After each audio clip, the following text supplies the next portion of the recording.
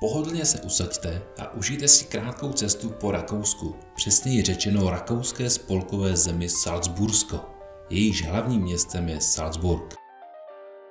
Město bylo pojmenováno po soli. Salz totiž znamená v němčině sůl, která hrála klíčovou roli v rozvoji města i celého regionu.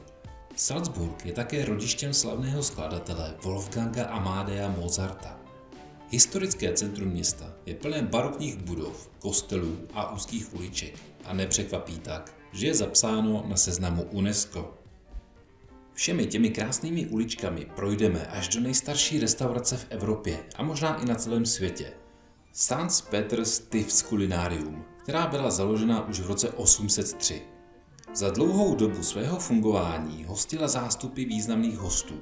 Zcela jistě právě Mozarta, ale některé zdroje uvádějí i Krištofa Kolumba.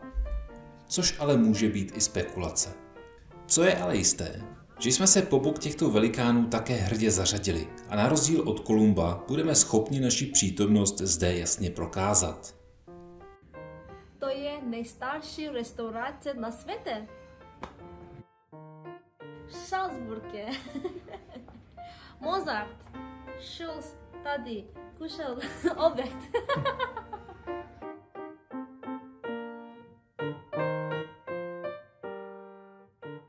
Po obědě zamíříme k dominantě města, pevnosti Hohensalzburg, která se majestátně tyčí na kopci nad městem.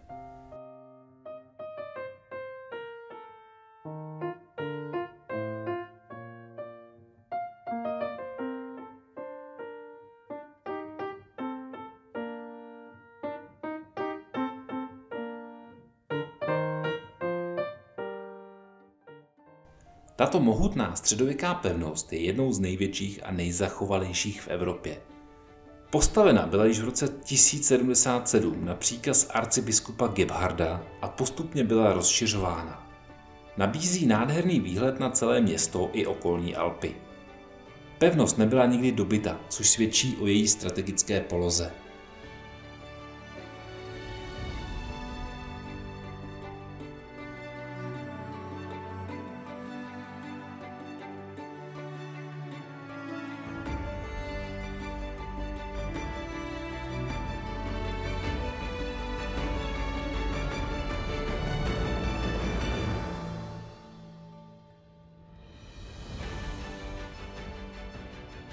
A z hradu přes Mirabelské zahrady zamíříme k Mozartovu rodnému domu. Uvnitř se nachází muzeum věnované tomuto skladateli.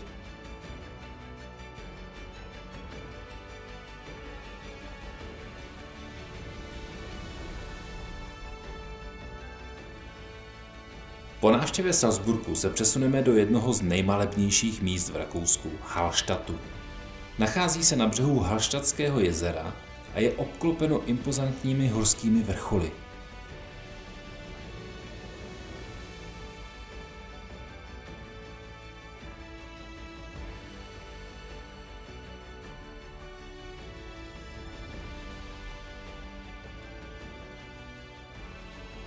Na jezero i okolní hory je skvělý výhled z plošiny Skywalk, ke které vede lanovka. Tam teď také vyjedeme a poté si ještě kousek vyšlápneme do kopců, abychom se nakonec podívali do podzemí.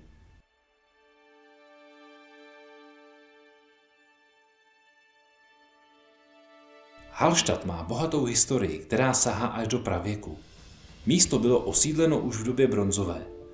Místní lidé zde těžili sůl již před více než 7000 lety, což činí z Hallstattu jedno z nejstarších míst s kontinuálním těžebním procesem na světě.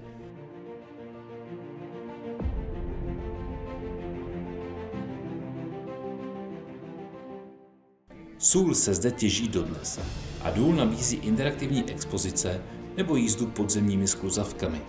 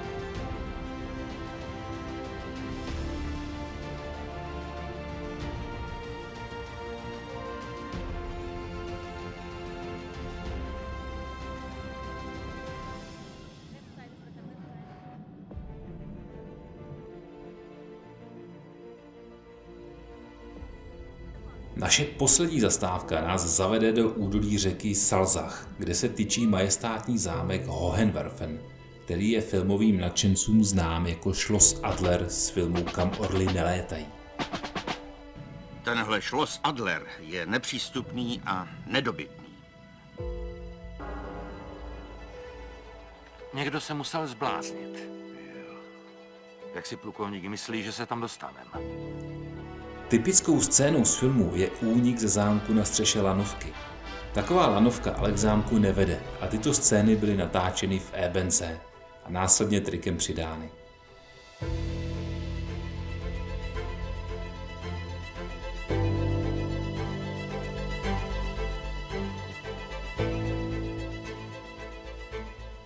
Hodně otázek také vzbuzovala scéna s vrtulníkem přistávajícím na nádvoří zámku.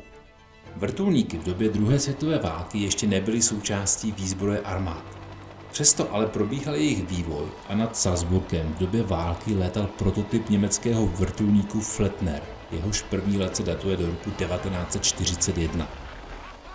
Ačkoliv pro filmové záběry byl použit americký vrtulník Bell 47, známý třeba ze seriálu Mesh, není samotná scéna s vrtulníkem historickým nesmyslem, jak by se na první pohled mohlo zdát. Vrtulník Bell byl použit proto, že prototypy Flettner byly zničeny, aby nepadly do rukou spojenců.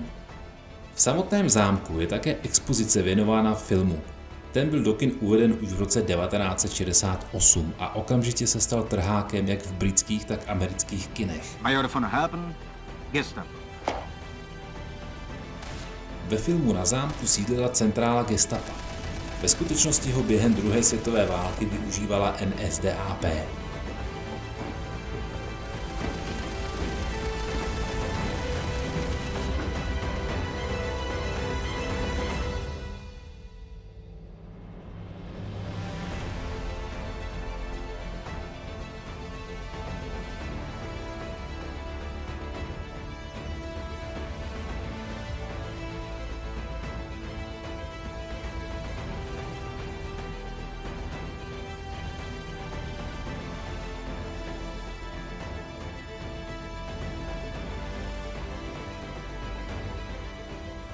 V dnešní době jsou na zámku chováni sokoly a probíhají zde i exibice historického šermu.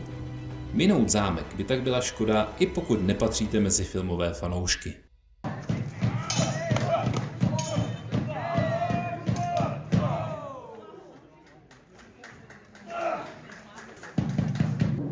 To je konec, majore? Ano, konec, poručíku.